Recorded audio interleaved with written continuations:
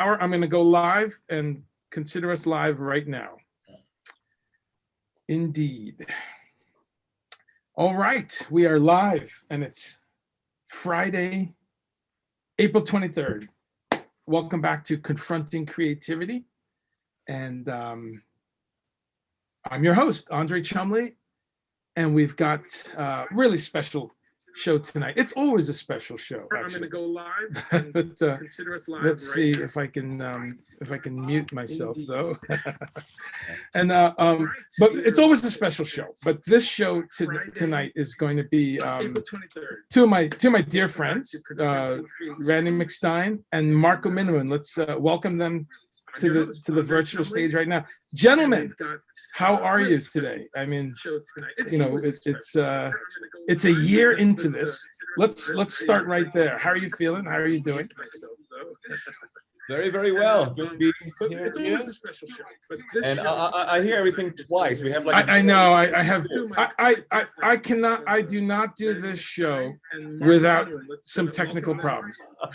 and you know, I insist on always having some technical problems. So I think I got rid of it. Sorry about that. So yeah, but go ahead, Marco. Give us a quick how are you in this madness? I mean, it's obviously madness, you know, and we don't want to kind of, you know, sugarcoat it. It has been bad for many people. You make the best out of it, you know. That's the thing, you know. I have to say, well, I enjoyed my time off a little bit here, you know, because touring a lot all the time is sort of a thing of us. I think, you know, I haven't been home longer than for about like a month or something like that in years, in over a decade or something. So for me, I kind of, you know, I improved my music studio a little bit, and kind of, you know, enjoyed being at home and kind of, you know, working on music. Obviously, you know, Randy and I had put out during the time 2 albums and are working already in the 3rd one. So that's what you do, keep your spirit up, you know, and kind of be creative. And I guess, you know, yeah, I'm doing well. Thanks for asking, and I hope actually most of the people are as well. So that's fantastic. Putting it into creativity, which, you know, is our theme. Randy, my friend, how are you, man?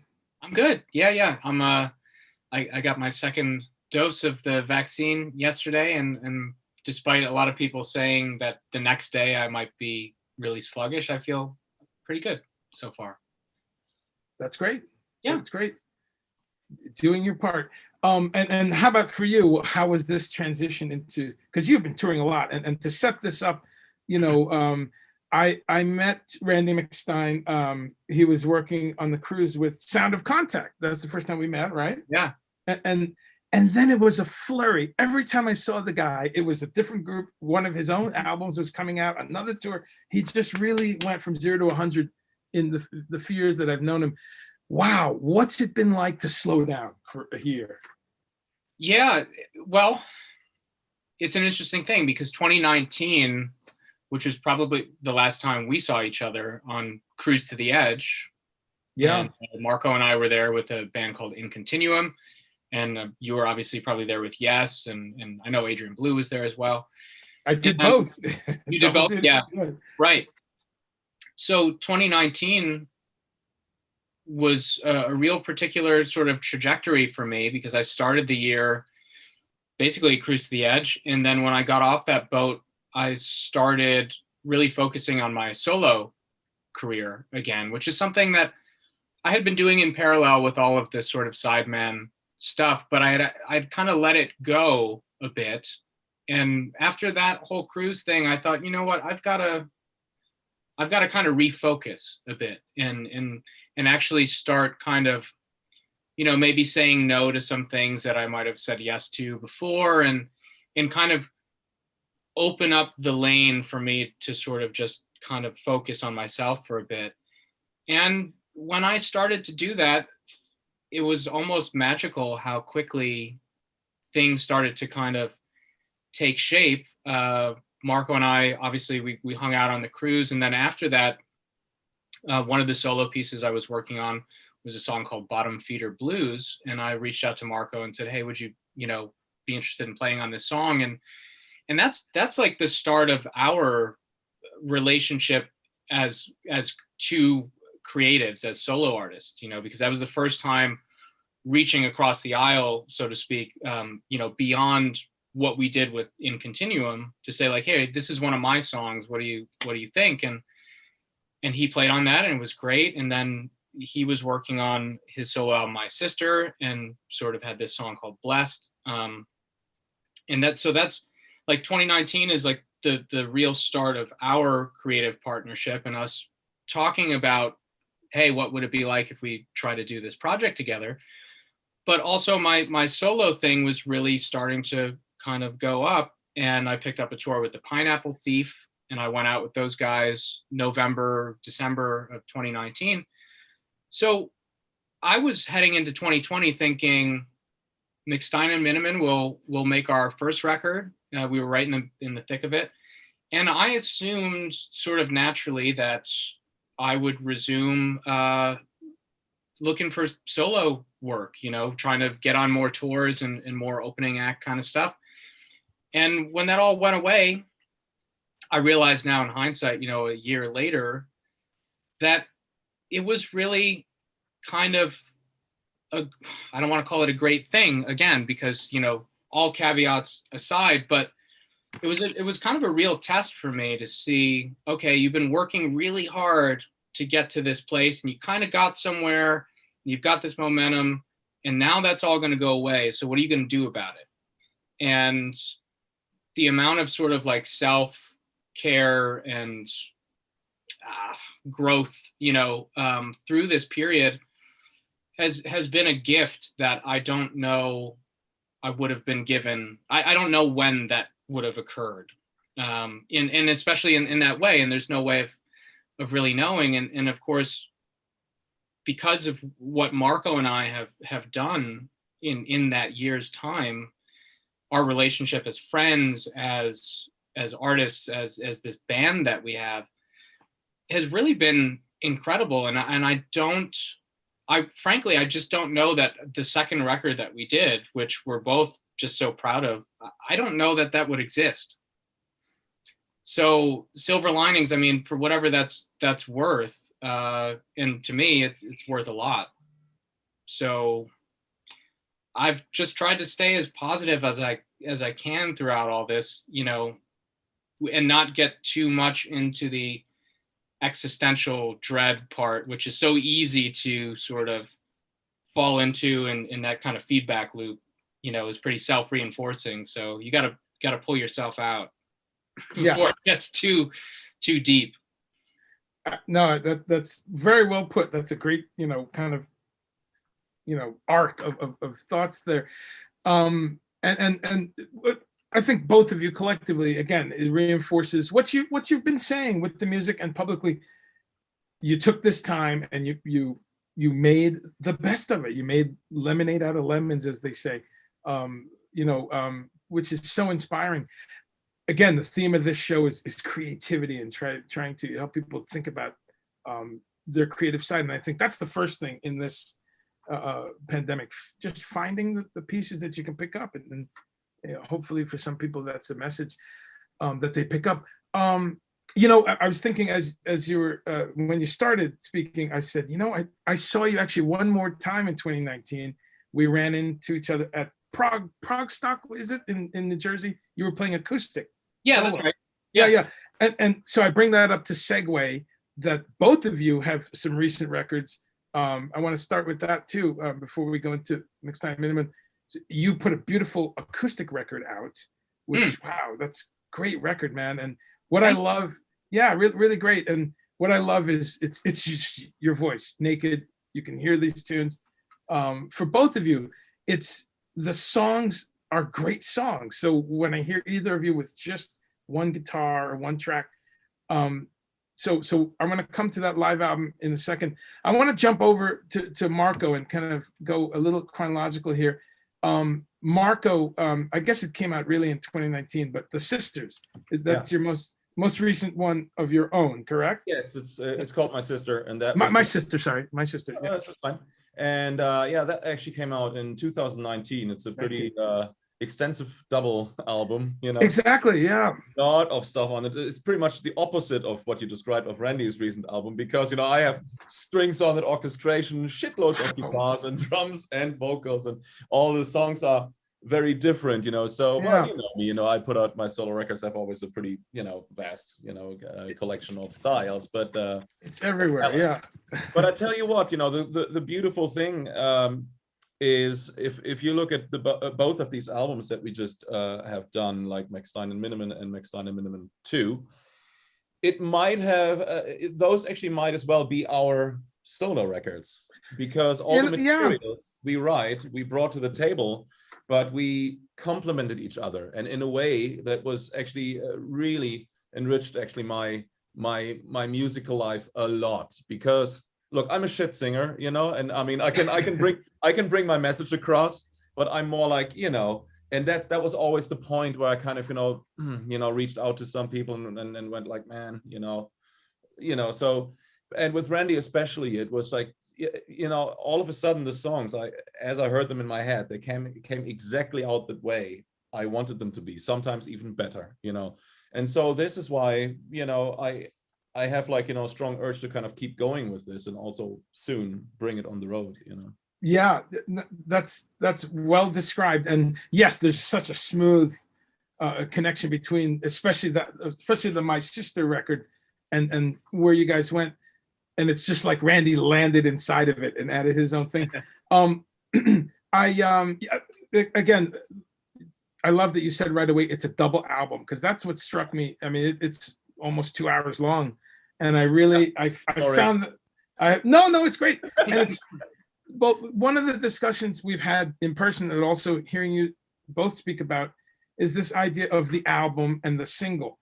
And what I also appreciate about you guys is, I think there's kind of a tyranny of the album, and I'm going to get shot for that. Well, that's not a good way to put things these days. I'm going to get, dark humor. Welcome to my world. I'm going to get maybe some complaints about that, because everyone says everything has to be an album, and they forget. And Randy, you and I had this discussion a few years ago when you were deciding to put some singles. Yeah. And there's this notion, especially with the prog rock, that it has to be an album. I love albums. I adore albums. I adore My Sister, because I was able to sit. I had the 2 hours. I heard the whole thing. I live for the arc of an album.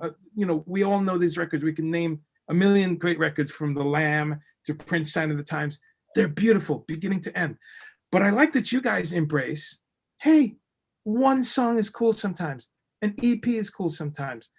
So there's that balance. Talk to me a little bit, Randy, about where you had your singles coming out, and then it became Idol. Like, talk to me about that idea of the single versus the album.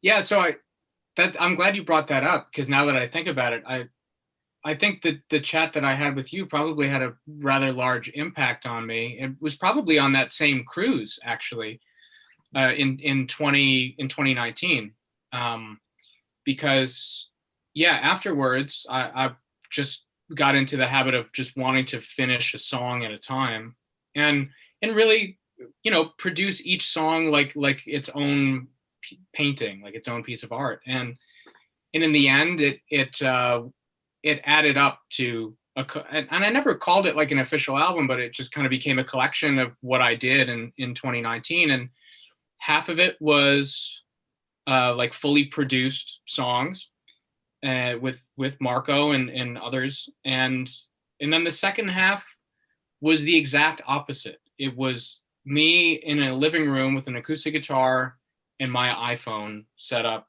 on the table, and they were mostly recordings, like as close to the writing session of a song as possible. So I would pick, you know, be the afternoon, I'd be kind of walking around writing, doing revisions or whatever, and once I locked into it, okay, let's capture it.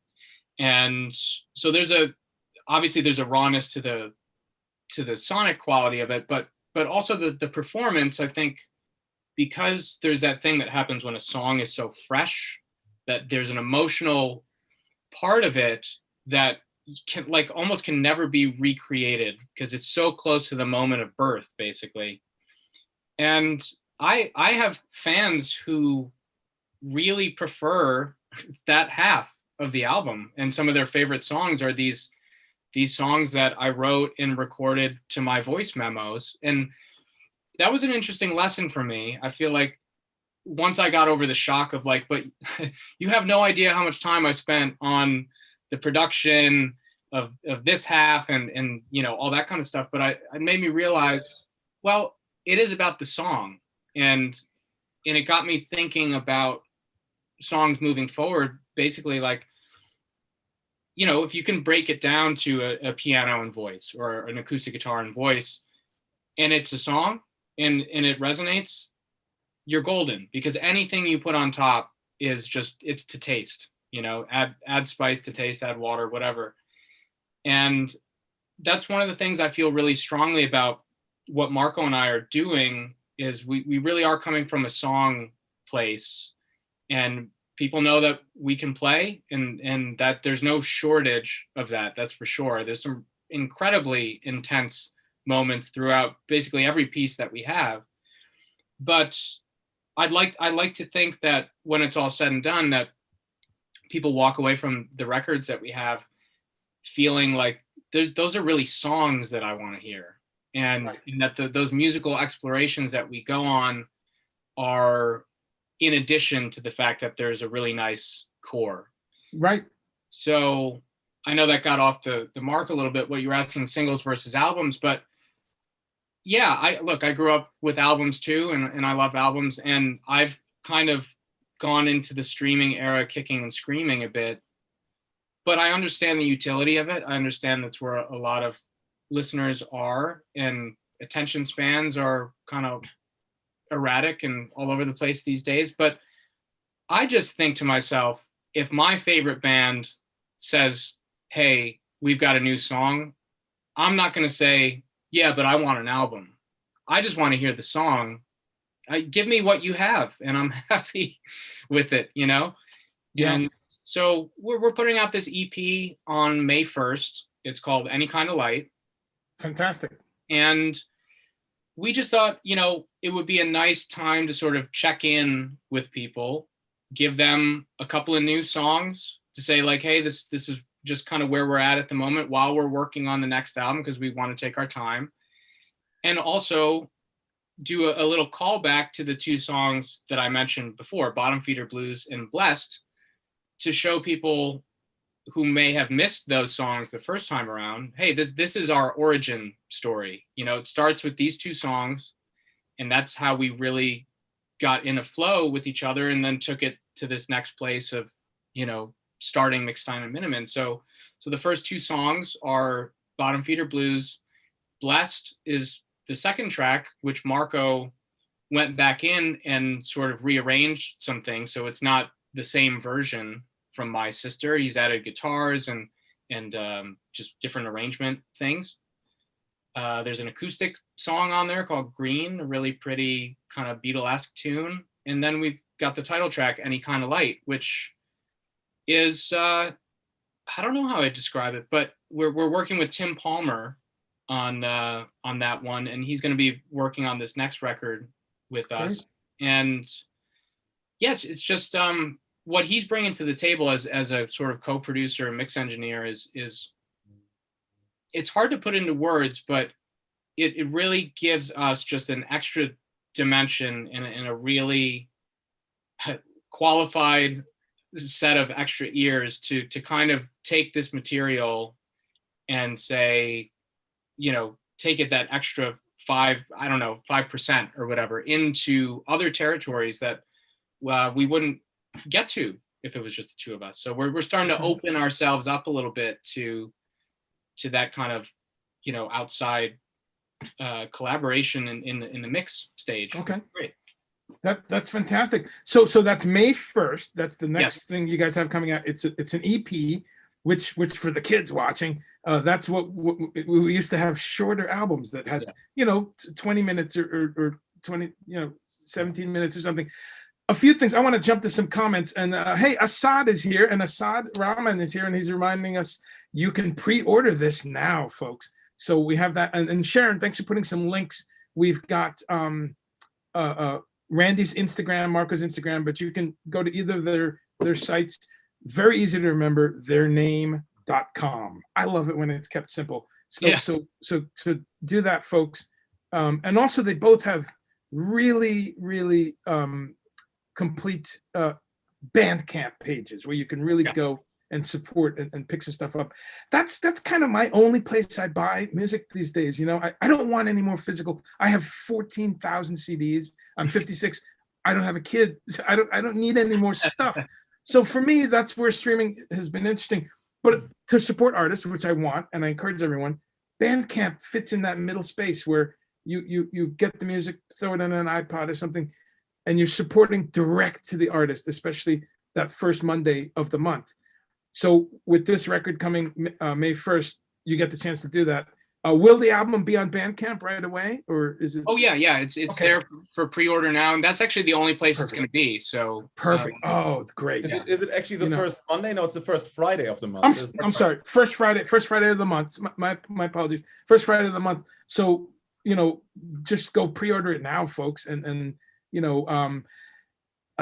go back on the first Friday of every month and pick up a few things. I love to do that. But that's great to hear. And in a way, we can do a show just on these issues because environmentally, to get all these CDs and press them and ship them and then they return them and the distributor sends you back 500 and you're paying the postage and then we can listen to this music in high quality now with Bandcamp. And Bandcamp keeps raising their game. So check that out if you're not familiar, folks. That's the one way to do it. Let's see. We have some hellos. Paul Demond saying hi from Fort Wayne. We have someone was calling from Ivan calling from saying hi from Petit Oiseau in Quebec City. Saying hi to you guys. Salut. Lots of great folks. Thanks for stopping by. Any questions here? Let's see. Ivan says excellent album, my sister. Yes, it is. A bunch of people saying they're pre-ordering and. Maria Aragon. Okay, Born This Way on piano. Okay, I don't know where that is, Mambo, but okay, yeah, hit me with any questions if there's any anything here. Mumbo's pointing out to your point that Wolfpack is big on releasing things that sound maybe half finished, and sometimes they are, and then later on the album comes out. So that kind of idea of letting us see the demo process, I like that. I like that you both release some stuff that it's raw. It's a little punk rock. It's a little, I want to jump over to Marco with a twist of a question, which is what I tend to do on this show. And I don't like to inject myself into the interviews. It's about but with you guys, I make the small exception that we're good friends and that I've had such joy speaking to both of you about music. We sit there, right? We just talk about albums and music and history. And about 10 years ago, Marco, it's right now, we went to Japan for the first time. I worked, with you, but we had been working together a few years there with Eddie Jobson UK and stuff, which we'll talk about. But I want to say that I've heard you talk about so many types of music that you love: heavy metal, Bulgarian songs, Peruvian music, Ghanaian drummers, African, Japanese music, Jethro Tull. It's mind-boggling. Yeah. But the other day, I heard your great album of doing the Police music, the collaborative album that you have, doing the Police. Yeah. And I thought, and what was amazing about that, and I invite everyone to listen to this album, Marco, with this great 4-piece band, doing Police music. Yeah. And two things I want to say. First off, it's only 37 minutes long. Yeah. So it kind of respects, that was an album. That was an album back then. But the revelatory thing for me, as a frustrated drummer, listening to you, people can talk about all these influences you have, but wow, hearing you play the Stuart Copeland shit, the light went on. I was like, that's it. Stuart Copeland had such an effect on this man. Yeah. Wow. So talk to me a little about that, like how the Police impacted you and the drumming. Yeah. Well, it was very interesting, because I always, Stuart's groove and drive or solidness about it. He had this great, like, with a little bit of, it sounds like a punk drummer with jazz combined with a little bit of edge and some reggae influence too. So it was like brand new. And I remember a lot of drummers by that time, when Stuart came out with the Police, all of a sudden were like, Oh my goodness. And I remember Terry Bozzio telling me that story, that he heard about him from Barrymore Barlow from Jethro Tull. He said, like, Barry came to me and played me this cassette, or this, he says, you need to hear this. And Terry was like, oh my goodness. Sure enough, for a while, Terry embraced the style on Missing Persons. Right. And then even guys like, or not even, but also guys like Neil Peart, when you listen to, you know, especially from Permanent Waves, you know, up until like Grace Under Pressure, there were clear, you know, Copelandish influences, you know, and I mean, they're both obviously fantastic, you know, and then wrote history, but so there was an impact, but that's how I got there actually as well, you know, it kind of didn't pass me by either, you know, so I love the Police albums. And I remember there was like, there were those guys, friend of mine is a huge Police fan, and we started comparing our Police collections, and then we started jamming. Fabio Trentini is his name, and he's a great singer, so he can sing like Sting, and he plays bass like amazingly. And then there's like this guy from this band, he had like an official like Police tribute thing, you know, and he had all the GR300 things, and everything that Andy Summers had in the chain. So we started jamming, and we're kind of, you know, just having fun with it, and recorded that session, you know. And so it was just like a labor of love, you know, and a dedication to them. And then later on, I started together with Taylor Hawkins, the drummer. We did a thing for a while called the Police Experience. And that was actually run by Miles Copeland, so Stuart's brother. So we formed this band, and we would kind of, you know, whoever could do the gig, you know, would jump in and do it. But it was like, you know, basically the both of us as drummers, and then, you know, the other two guys. And so we did, you know, a few shows here and there. It was more like a fun thing. Look, I love doing that. I pay tribute also like a lot when people ask me to jump into sessions or so. Hell yeah, I do it. When I go to the wineries and they notice me and go like, hey, you want to come on stage? Yes. What are you going to play? Rock and Roll by Led Zeppelin or something, right? You know, you know, so obviously guys like, you know, Stuart Copeland, John Bonham, you know, were big influences on me, you know. I mean, apart from many other drummers. Sure. Yeah. No, that's wonderful, and the joyfulness, I think, is what's great about both of you guys. You have not become cynical, and I love it. It's so inspiring. This new talk about this new little. You've been, by the way, folks. Again, the Instagram of both gentlemen, really great. What they're doing, what's coming up, what they have done. You can learn a lot on the Instagrams and on their regular websites. Randy, I was pushing him a little bit the other day. RandyMcStine.com. And he said, man, I've been so busy. And that's okay. But Randy's got an excellent Instagram and his, as I said, Bandcamp. But he was just saying to me that he's putting a whole bunch of stuff to RandyMcStine.com. So we'll keep looking at that. Because some people, that's all they do. They go to .com. But Marco, wow, you can go and learn this man's history, all of these groups that he's played with through the years, whether it's Creator or Stephen Wilson, all those great tours, or Eddie, UK, you know, so many different aspects. Please go follow the history. You know, coming back again to right now, talk to us about what you guys have been posting on Instagram, these great little clips of this back and forth. You're sending each other videos. Tell us about this. Wow. So what, it's like less than 2 weeks ago. I just got to say, as a cat, like, the fun thing about following us since we started, which basically I think March 9th, 2020 is when we said, we're here. And then the world shut down like 4 days later. But the thing about anybody who's been sort of following us from the very beginning or somewhere along the way is all this stuff is happening in real time, you know? So this thing that we're now doing called Snowball, about less than 2 weeks ago, this whole thing started because my wife was stepping out for a couple of hours with her friend, and I felt like just plugging into my pedals and just doing a little improv in the living room. And I set up my phone to video it, which is something I never do.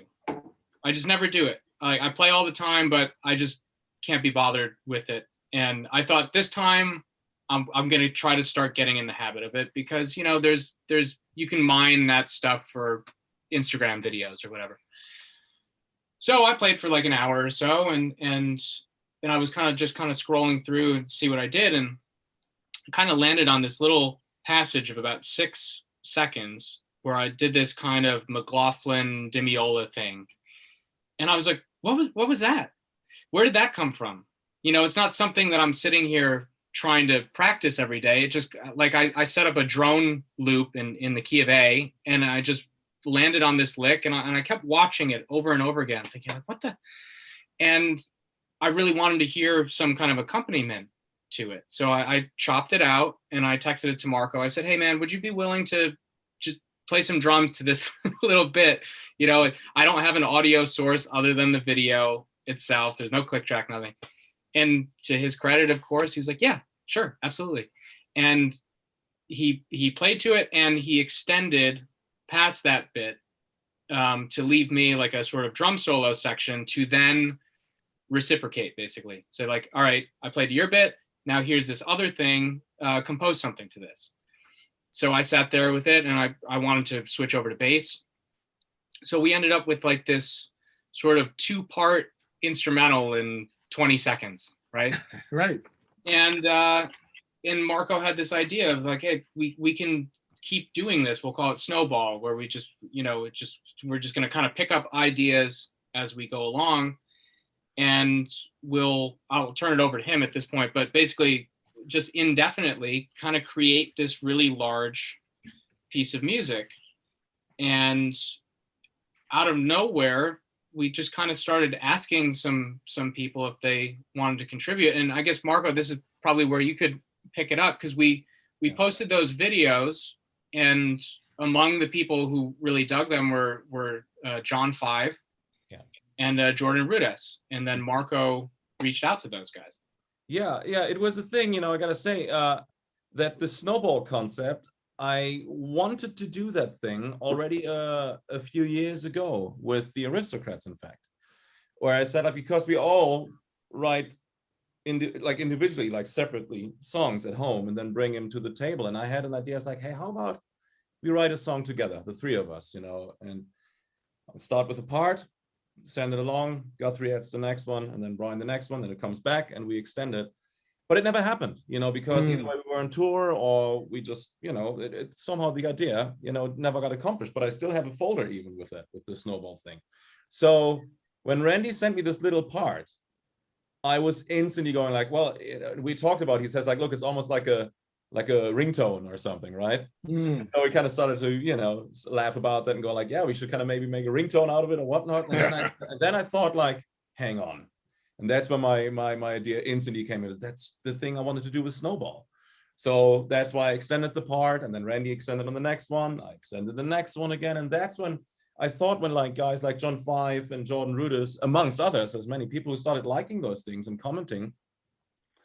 And that's when I thought like, maybe we should reach out to them and kind of see like if they would be, you know, willing, or, you know, or having fun joining in. And instantly everybody was like, yeah, we do it. And so I said, like, so the rule is basically send us a 15 to 20 second clip. Right. So you can basically shine in this kind of, you know, you can present a really cool idea without really overthinking it, just kind of by going like, yeah, there you go. And it became this really fun avalanche of ideas, you know, which we really enjoy. So next Sunday, the next big bit will be coming, and then okay, we'll look for that. Yeah, we'll look for that. It's becoming prog rock Sunday, because Fripp and Toya always drop something, and now you guys. So it's wow, really great. We do Wednesday and Sundays. So Wednesday and Sundays. Okay, check that out, folks. That's really great. You know, it's I love that there's new material coming. You said there's the EP. And then you said we can announce tonight, you're working on some tracks for McStine Minnemann 3, correct? Is that later this year? Yeah, we're well along, I would say. Like, it's certainly in terms of the writing, there's an abundance of material to choose from. Speaking personally, it's for me a situation where, you know, the last record we made too, I really went quite deep with that record in terms of just the immersion of the process. And because I love making records, I always have. And but the thing is, like, it's not something that I can easily dip my toes into the water and then back out. It's like I'm either jumping into the deep end or I'm not in it.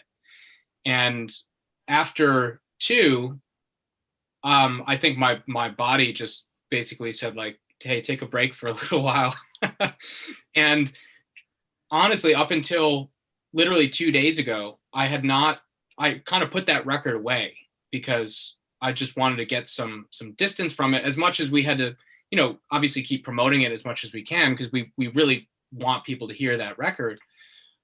But as a listener and also trying to write new songs and kind of move on, I didn't want to get sort of stuck in that place, because, as a writer and creator yourself, you want to keep pushing your own boundaries, and you don't want to kind of feel like you're constantly looking back, and even as fresh as 4 or 5 months ago, I'm just so used to making something. Yep, here it is. Okay, now we're going to go on to the next thing. So this has been a real sort of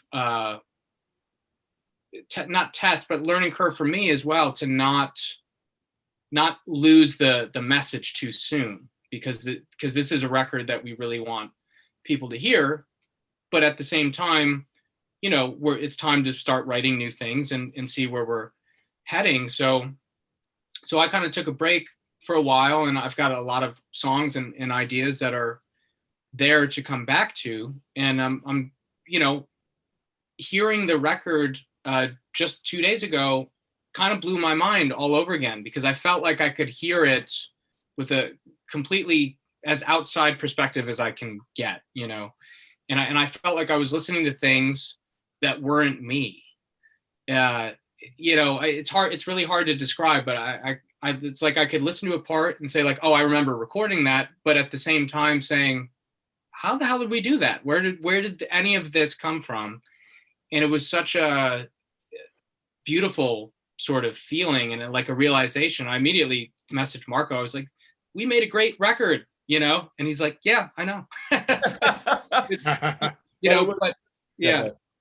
So with that, it's kind of like, it was great to hear it again and realize the accomplishment and feel proud of it, but also be re-energized to start thinking more seriously about this next record and the kind of tone that it's going to take on, and how, we've got these things that we've done, and yet again we're totally going to explore some new territories, and that's really exciting. And once I'm kind of in the sort of driver's seat again for myself, I know that's just going to be a locked in phase of creating and really dressing up the songs. So.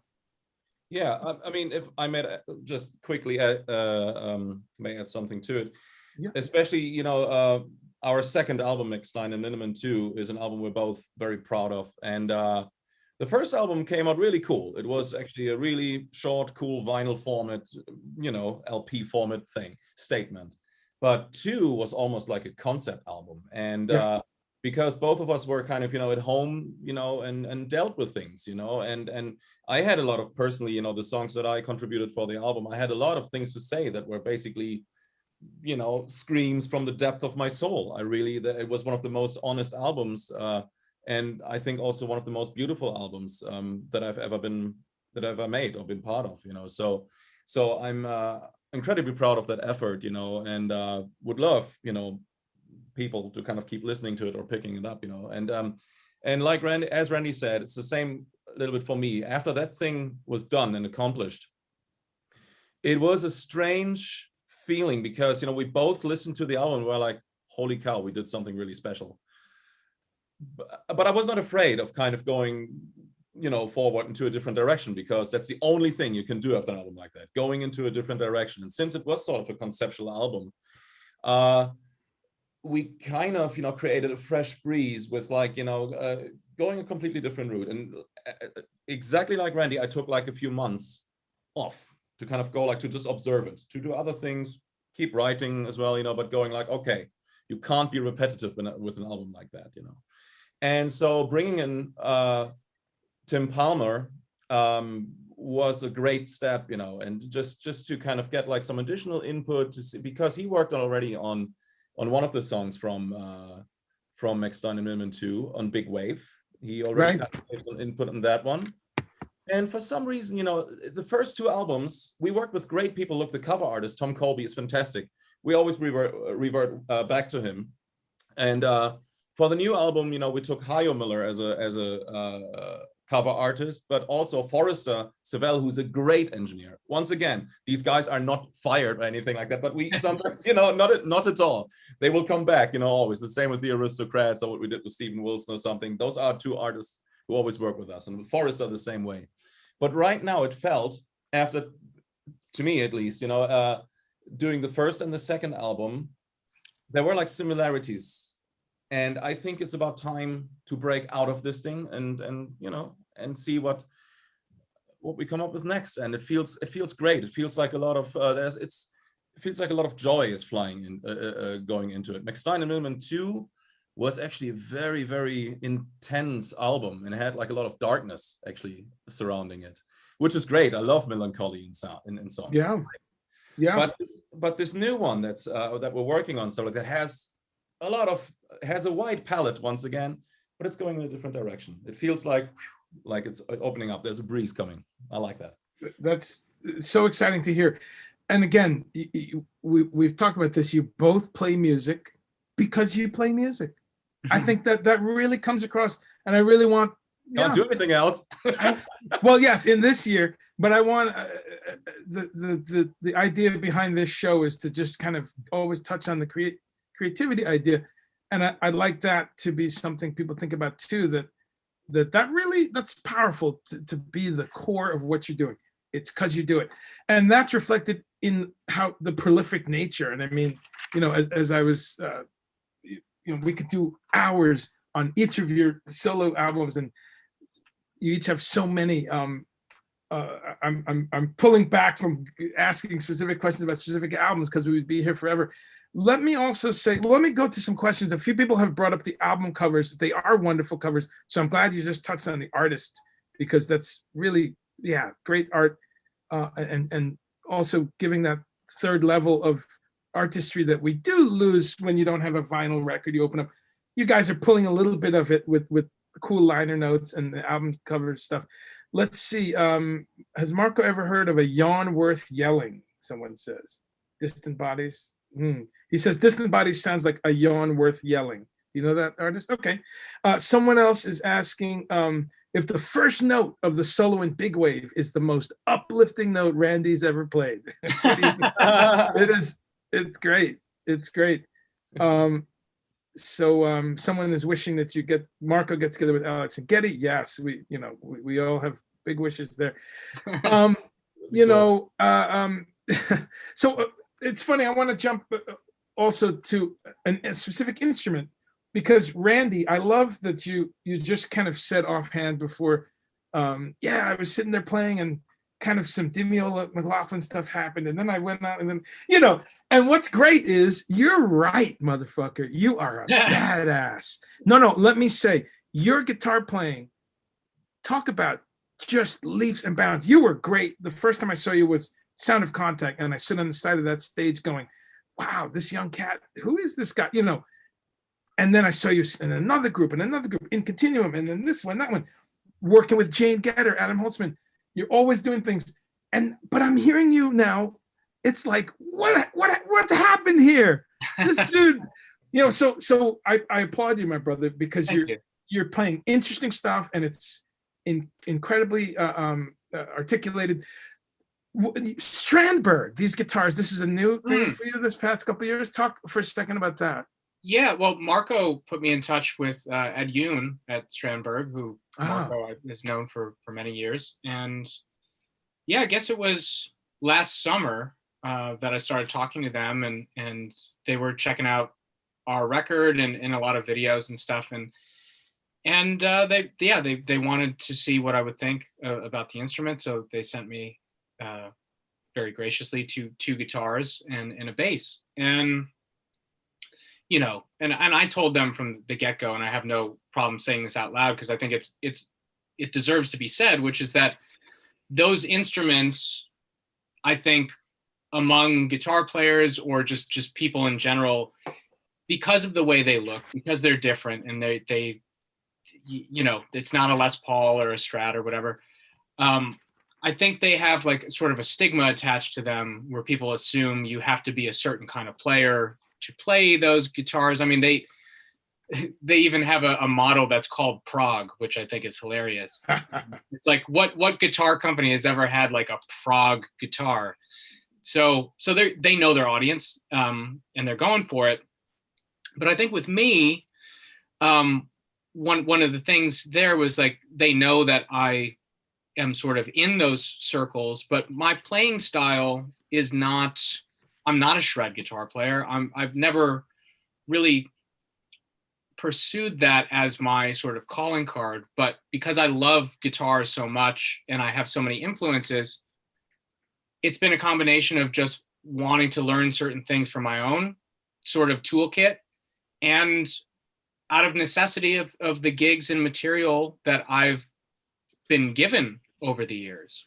So when I started playing with Jane Getter, you know, having to learn Alex Skolnick's guitar parts and that kind of stuff, or when I played with Stu Hamm and I had to learn a couple of Satriani tunes and the Vi thing, it's like, can I do that? Can I actually do that? And then, you know, you sit there with it and suddenly you're like, oh, wow, I didn't realize that I had actually worked towards these things, but not actively, which is like kind of like a part of the discovery. And it's great to discover that you can unlock superpowers that you didn't know you had. And that continues all the way up until 5 days ago when Jordan Rudess sent that piece of music. You know, it came in and I thought, oh no, I can't possibly do this. But of course I can, because that's what I've worked towards. But so anyways, not to get way off track here, but anyways, so with Strandberg, I think they were interested in having me check them out because my playing style kind of touches on a lot of different areas, and I'm a very blues-based guitar player as well. And I think from their perspective, it might be nice to have some people on the roster who maybe reach out into some different territories beyond, you know, fusion and prog and that kind of thing. So they sent them to me, and they came. I guess it would have been August of 2020, and I got them out of the box, and I was like, man, these things look like toys. They're so small and they're so light, and how can they possibly, you know, what am I going to do with these? And then I started playing them, and within minutes, once I got used to the neck shape, because it's a very different kind of design that they have, I thought this is the most fun I've had playing guitar in years. And above anything else, to say nothing of just like how they sound and all that kind of stuff, I was just picking up the guitar all the time, and they're so light. I mean, I could walk around and play, and just the amount of time on the instrument just went up just a massive amount. And then perfect time for us working on our record, and we've got all of this really, you know, intricate material, and I was able to like really dig in and play some things I've never played before in my life, and they exist on the record, and they exist because of the songs we wrote and the things that Marco wrote in particular to really push me in the best way possible towards new sounds, new solo approaches, new textures. And that's the kind of creative guitar stuff that we could nerd about for hours, because I love tapping into that side of, you know, what's the right sound for this part, for this one note, you know, like speaking of big wave, you know, what is that opening note going to actually sound like? It can't just be just a guitar. It's got to be something else. And that comes from years of listening to people like Adrian Belew and Bill Nelson and Brian May, you know, the people who were great players, but were so unique and identifiable within seconds, and always crafting sounds on a song-to-song basis, you know, to try to, and Jimmy Page, of course, right? All of these guys who just kind of reset the tone tonal colors, on every song is something completely different and really cool.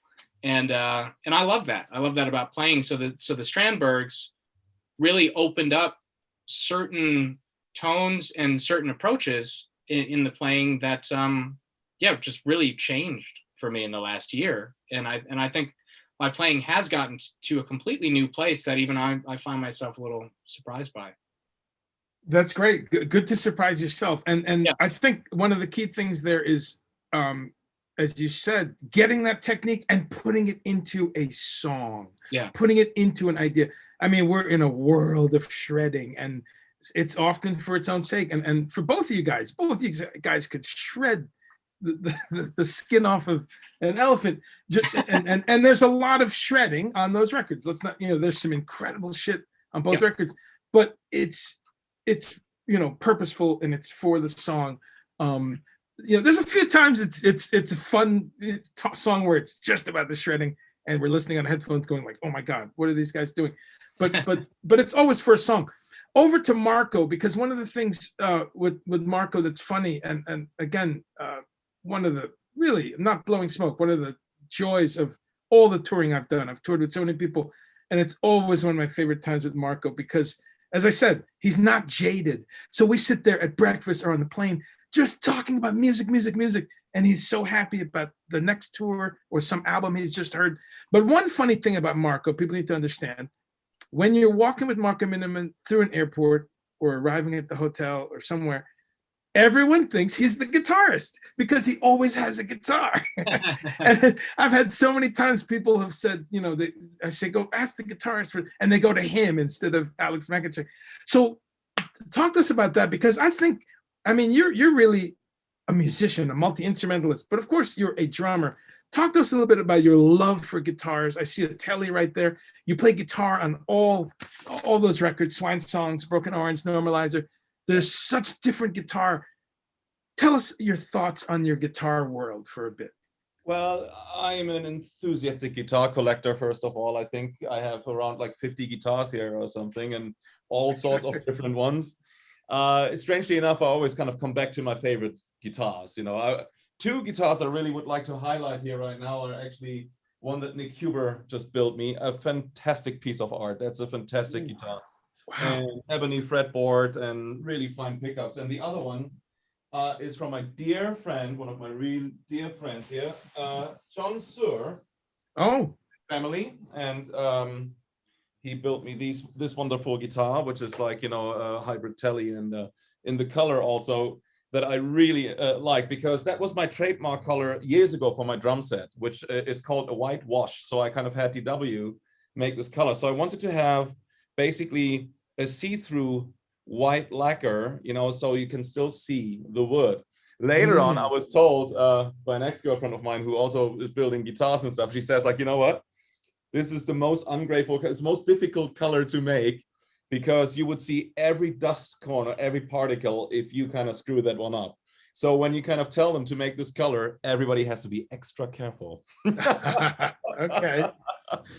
But yeah, and I do, as I also got a few Strandberg guitars from said Ed Yoon, who's a dear old friend of mine. And so I'm endorsing them as well. And so these are the guitars I always take with me on the road, and yeah, because, I have my portable music studio. I always carry my Apollo, Twin with me, the quad, the Apollo Twin Quad, or whatever it's called.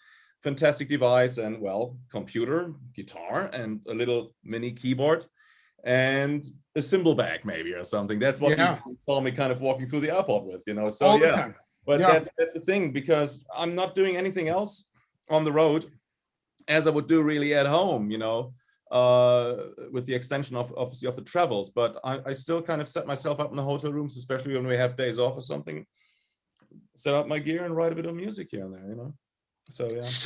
So inspiring. Yes. Every tour I've done with this man, folks, Japan, we're in Russia, we're in LA, we're in New York. He's heading into the room early with the guitar and the computer. And again, you can see the output clearly with his music.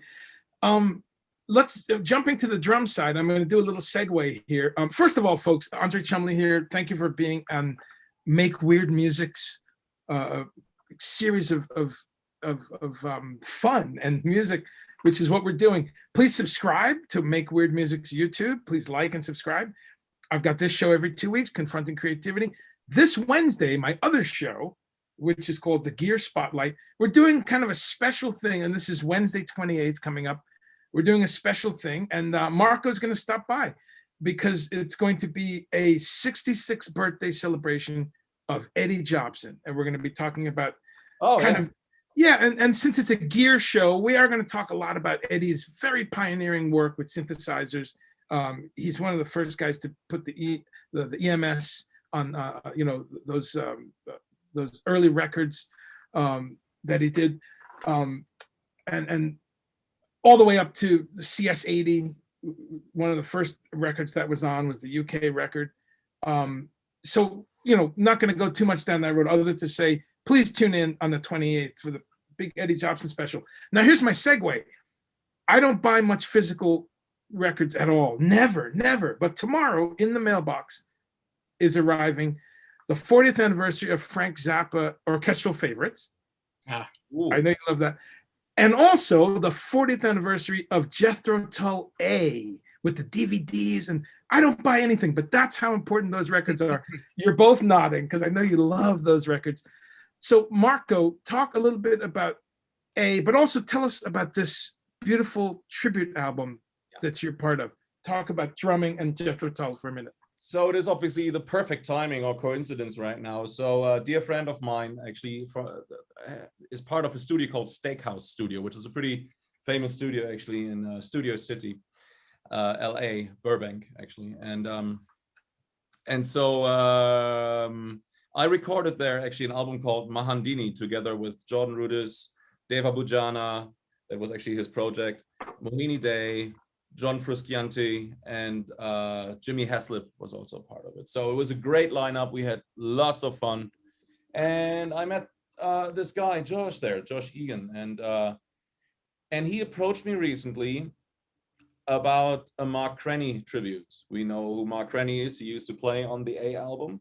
Fantastic drummer. He also played with Gino Vanelli, Tower of Power for a while, I think, as well. And fantastic drummer, passed away way too soon, so he kind of he had some kidney problems and diabetes and all kinds of stuff, and all of a sudden he was gone. I think I think it was that was already a while ago, wasn't it? So and we are doing an album that features various great musicians, a bunch of great drummers really on it, as well as Terry Bozzio, Vinny Colaiuta, myself as well, and a bunch of other people we know. Don Perry, my dear friend, Don, right? From of course. Also tell you about this guy, and also like an unused track from Mark Crenny's. And I decided to pick a song that was like a little more left field, something that people wouldn't expect, and I picked the Pine Martins Jake. Amazing, yeah, just right? off the beaten track. Off the beaten track. Oh yeah, and we got like some great. Jimmy Haslip was playing bass on that one. Mike Miller is playing guitar. Also worked with Gino Vanelli, and we have some great people. The violinist from Bob Dylan is on it, and it's great stuff. And so that was a cool song, and so that stuff is coming actually out fairly soon. The end. No, I don't know. No, that's a well, speaking about the influences is always great, and I'm going to wrap with another area of that, because again, it comes through in all of these records you guys are doing. It's very original, it's very different, but every once in a while you say, there's some DNA or a nod to this or that. But it's your love of Tull and of this music. I can't wait to hear Pine Martin's Jig, because that was one of the fun things too. We were on tour somewhere and discovered we both loved A, and I think we were air guitaring and drumming half the album. Were you there when Eddie and I started playing a bunch of the songs? Yes, exactly. Yeah, we did play the Pine Martins Jig. The two of you, yeah. Yeah, just the two of us, and we played Black Sunday. Oh, yeah. And we played Filing Day Flyer and a bunch of those songs, because my God, it was so much fun, really. Yeah. No, that's why I'm really looking forward to Wednesday, because I discover a lot of people, they know his name, but they don't realize the Jethro Tull stuff or the Curved Air. I was mentioning before, and but this Tull record is so important because it was going to be an Ian Anderson solo record, so it's very different from Tull.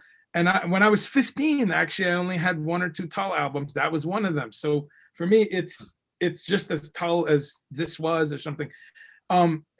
So we're going to wrap up in a few minutes, but folks, thanks for stopping by. And McStine Minnemann has a lot of exciting material coming up. May 1st with an EP. Later on down the road, a 3rd album. And then the 2 of them are doing such a variety of other stuff. What I also want to celebrate for a minute is you guys are part of such a continuum of no pun intended, a continuum of artists, whether it's working with people like Dave Kerzner or, Sound of Contact, all the groups we've mentioned. But also cool is that everyone's busy right now, despite this stuff. Mike Keneally, Scott Shore, they have that great record out. There's this great record. Speaking of lineups, Blundell, Beggs, and Holtzman, all 3 people were on the Idol record. Although it was Russell Holtzman, right? He's on the record. But Russell. Yeah, he played a song called Rising. Yeah, Russell's a great drummer. Yeah, Russell's great, and I want to tie in there because what's funny listening to Idol, you have Craig Blundell, who's amazing. Mm-hmm. You have Marco, you have Nick Beggs, and you have Russell Holtzman. But everyone should know that we talked about this last week with Adam. Craig Blundell, Adam, and Nick Beggs have this great trifecta record that's coming. And then, of course, Randy, you've worked with Adam and Jane several times. So I'm just saying that there's this big window of Alex Skolnick we had last week. He's got stuff happening. You guys all are cross-pollinating, and it's great to see this whole new environment created and doing it, with the 21st century, kind of technology. So I want to thank you both for kind of showing that this can be done, and all of you that I've mentioned that we can do this, and 100 other musicians. Let's see real quick if there's a question or two, and then we'll be done. Gino Vanelli brings us back to the 70s. Sure, that's some great stuff. And Mike Miller, wow, what a great player doing the Zappa stuff. Let's see. Someone's asking, will you ever release backing tracks for drummers to do covers? That's interesting. Would you ever put out, how people put out music minus one? You know what we did is we actually have for both of our albums drumless tracks, and that's when I kind of sometimes do those YouTube videos, and I do alternate takes, for example, to that. Yeah, you know what? That's actually a very good question. We were talking about this. We should release some of those, maybe on Bandcamp, so that people can, if they're curious, can kind of pick them up or something. That would be actually cool, indeed, or for, Okay. Some of the other albums as well or so, but yeah. Well, that's great. That's a question from Drumbitious Myrna. So how about that? You may have inspired a new project here. That's beautiful. And we also have Anthony here. Anthony, of course, the man whose brain this whole Make Weird Music universe came out of, and he's saying he'd love to try a Strandberg. He played one at NAMM once, but it was NAMM, so probably less than. But hey, Anthony, let's get one for review. Marco, let's make some phone calls. Let's get one over to Anthony to review. I mean, come on, it's Make Weird Music. That's as weird of a guitar as you can get. So maybe we make a connection. So I want to close with another thing that kind of crosses over on influences. And you guys always mention in interviews a lot of groups, but you always mention King's X, Zappa, and Queen, which those are my DNA. And I love it because each of those, if you're on a desert island with just the records of King's X, Queen, and Zappa, your work is done. I mean, right? You have everything.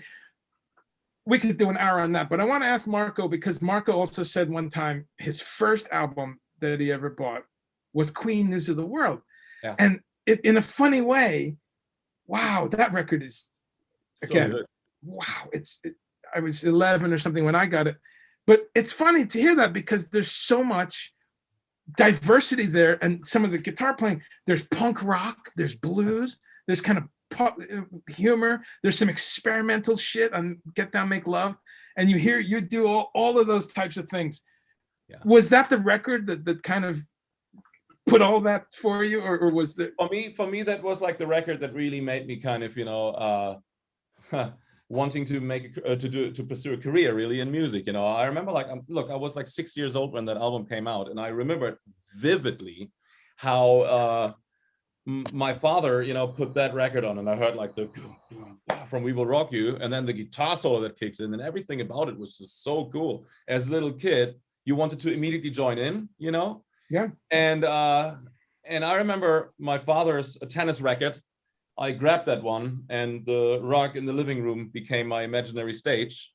And I rocked out to the song. When the guitar solo came, I kind of, played sort of guitar on the tennis racket, and too much to the amusement of my parents. So they would he goes to my mom, was like, "Oh, look, hey, let's play that song again," And then he would do the thing, So obviously all the other songs were great. Look, We Will Rock You, We Are the Champions, Sheer Heart Attack, all that, Spread Your Wings, Fight from the Inside. That's only side one, and then Get Down, Make Love, and onwards. A wide palette of unbelievable, incredible kind of music. And so he would let me listen to that album, and if he felt that I absorbed it enough, he would buy me the next Queen record. And it was like Christmas all over. Not only Queen, obviously. I would listen to I would listen to Miles Davis, for example. I would listen to Jethro Tull. I would listen to Frank Zappa, Kate Bush, Prince, and so on. And then obviously Rush as well. And later on, Alex Lifeson, Dear Friend, Yeah. And those guys. And Randy and I, we discovered our love for Public Image Limited, for example, right? Like an album completely left field, Flowers of Romance. Yeah. It brought us even together closer. We were like, okay, we drink a whiskey to that, Tony Williams, Bernie, Steve Vai, what the hell? Right. Everything. In fact, I'm glad you brought that up, and I'm sure you guys will tune in. In a few weeks, I have Bob Musso, who's the engineer for Bill Laswell on a lot of those albums. But you raise a great point. Who would have ever put all those people together? And in a way, that was on the record called Album. Yeah. Exactly. But that's a great thing to hear, that you both love that record, because it's like what you do. It's got all kitchen sink, type of things. But okay, well that's a great answer. Thank you on News of the World, because yes, it's if that was a big launching point for you, that explains a lot. And as you've also said, and it smoothly goes into the jazz record, which also is such a template. Wow, these are timeless records. There's still if people don't somehow, if someone doesn't know those two records, please, what are you doing here? But jazz fell between the cracks a lot. Some people missed that one a bit. But that is one of those albums that was like such a big thing for me as well. I remember it was like, some Easter thing where you kind of, in Germany, you search for Easter eggs and stuff like that. And I was a little kid. Yeah. And the album just came out, and all of a sudden that was sitting there on the couch, the new Queen album by that time. Yeah. And that album, again, when you kind of listen to Mustafa, Fat Bottom Girls, and all this kind of stuff, there's so much variety. It's so good. Yeah. So, News of the World and jazz, those would be, well, maybe Sheer Heart. Look, Sheer Heart Attack is great. A Night at the Opera, Day at the Races. I would say anything from Queen 2 up until Hot Space, all of those are fantastic. And amazing. Later on, they were also good and stuff. But that was like a core thing where they were just so powerful, just so meaningful, Yeah. No, I mean, right? It sends chills. That, look, we might have to come back and just do a Queen night. Right? Yeah. Would you guys do that? Sure. Just Queen. I'll bring my record collection, okay. My special editions and stuff like that. Just Queen. Guys, thank you so much. Our hour is up. I mean, what's great is we've barely scratched the surface. And I also love that I always want these shows to focus on what you're doing now and moving forward. I know some people are saying, oh, we should have heard every drum solo from the Steven Wilson breakdown, a breakdown of every drum solo. Well, maybe next time, but these guys are doing music now, today, and coming up. So please follow all their socials, as we've said. Subscribe here to Make Weird Music, because they'll be back, and they'll probably be back with 6 other projects by the time we're done. Thank you, people, for tuning in. I really appreciate it. And again, join us on Wednesday, the 28th, is my next show. Every other Wednesday, I do a show called The Gear Spotlight. And again, we have a special on Eddie Jobson coming up Wednesday. A couple weeks after that, we have Katie Coleman, who I've spoken about, and this is connected with Jethro Tull. She is the flutist or the flautist. She's an astronaut. She's the woman who plays the flute from the International Space Station. Yeah. Did you see this video with her doing a duet with Ian Anderson? What? I want to see No. that. Okay. Okay. Go to, yeah, I will. If you go to YouTube, anyone else, and just punch Ian Anderson astronaut flute. She did a satellite duo with Ian, and then she sat in with Tull. So she's this super cool, incredible woman, musician, astronaut. So stay tuned here to Make Weird Music. We got a lot of fun stuff coming up. Lyle Workman in a few weeks as well. So keep on subscribing to us, and the fun only begins. Guys, thanks so much. You guys can stay on. I will end the stream now. Thank you, folks. And there we go.